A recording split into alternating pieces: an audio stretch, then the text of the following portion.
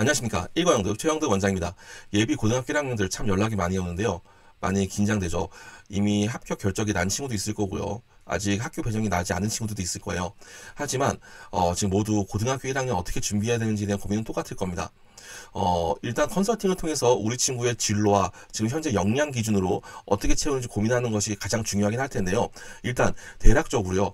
우리 부모님들과 학생들이 정확하게 학생부의 어떤 부분들을 어떤 식으로 채워야 되는 건지에 대한 이해를 좀 드리기 위해서요. 시간을 준비했습니다.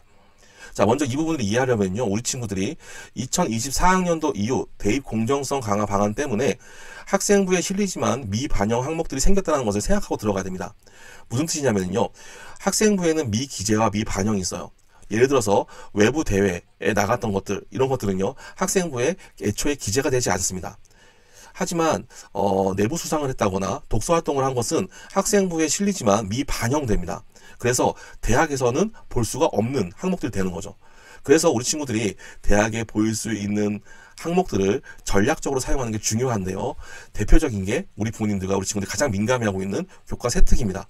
하지만 그 외에도 여러 가지 항목들이 있는데요. 두 번째로요. 학교에서 만든 자치활동, 그 다음에 우리 친구들의 자치활동 생활들이 들어가 있어요. 이런 것들은 보통 자율활동이 들어가고요.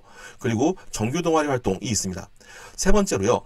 진로활동이라고 해서 학교에서 만들어 놓은 활동 혹은 우리 친구가 주도적으로 진행을 하면서 선생님, 담임 선생님들과 주변 선생님 통해서 소통하는 활동들이 있을 거고요. 마지막으로 우리 담임 선생님께서 주관적으로 써주시는 행동 특성 및 종합 의견이 있습니다. 자, 이제 이 네 개를 채우는 것들 어떤 차이가 있고 무엇을 준비해야 되는지 좀 설명을 드리려고 하는데요. 이 내용들을 설명할 때 제가 그냥 이런 거예요 라고 말씀드리는 것보다 조금 더 명확하게 감사하게도 우리 언제나 친절한 학생들을 위한 맞춤형 자료들을 많이 만들어주는 북일고등학교 자료를 좀 이용해 보려고 합니다. 한번 볼게요. 자, 먼저 교과 세특입니다. 자기주도 학습이라는 강조를 하면서요. 유연화 과정 설명을 해주고 있어요. 조금 더 확대해서 교과 세특 기재상을 좀 더 크게 키워보면요. 이런 단어들이 보입니다. 먼저 첫 번째로 딥러닝이라는 게 보여요. 파이썬도 들어가네요. 우리 친구는 정보 쪽을 희망하는 친구가 분명히 보이고요. 그 다음에 경사하강법, 수학적으로 도출, 미분법 등이 나와 있습니다. 즉 수학 과목이겠죠. 자, 지금 무슨 뜻이냐면요. 우리 교과 세특에는요. 가장 먼저 중요한 게 먼저 진로가 반영돼야 된다. 그리고 우리 친구가 탐구하는 역량이 보여야 된다. 마지막으로 교과를 기반으로 해야 된다. 이 세 가지의 포인트가 있는 거죠. 아셨죠? 자, 이제 그러면 다음 과정인 동아리로 가볼까요? 동아리에도요. 그 동아리의 세특에 대한 기재 사례들이 쭉 나와 있는데요. 한번 크게 확대를 한번 쭉 해볼게요. 내용은 똑같이 챗 GPT, 인공지능 강조가 됩니다. 그런데 처음부터 끝까지 내용들을 쭉 읽어보니까요. 어떠한 과목에 적합하다? 뭐 생태계 분류라니까 생명이다? 이럴 수는 없는 거잖아요.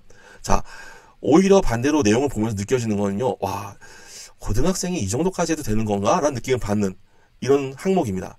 즉 무슨 뜻이냐면 이런 거예요.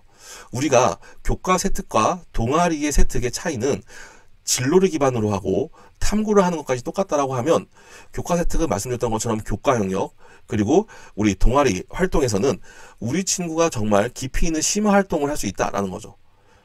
그래서 두 가지의 탐구 활동이 크게 갈려지는 것을 볼 수 있습니다. 자, 그렇다면은 진로 활동에서 어떤 걸 채워야 될까요?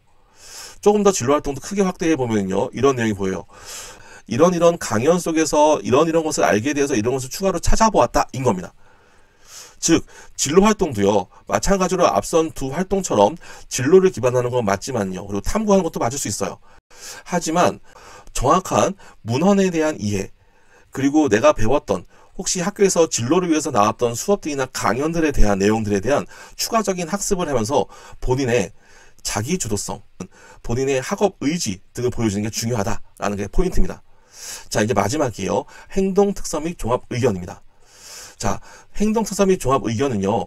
이 북일고에서는 교사진을 강조하면서 보여줬는데요. 행동 특성 및 종합 의견 기재사항을 좀 확대해 볼까요? 이러한 내용들이 보입니다. 내용을 보니까요. 우리 친구의 어떤 모습이 보여지나요? 저는 그냥 한마디로 인간미가 보여지는데요. 이 내용은 우리 친구들이 건들 수 없는 항목입니다. 그렇죠? 왜냐하면 담임 선생님 고유 권한이기 때문이죠.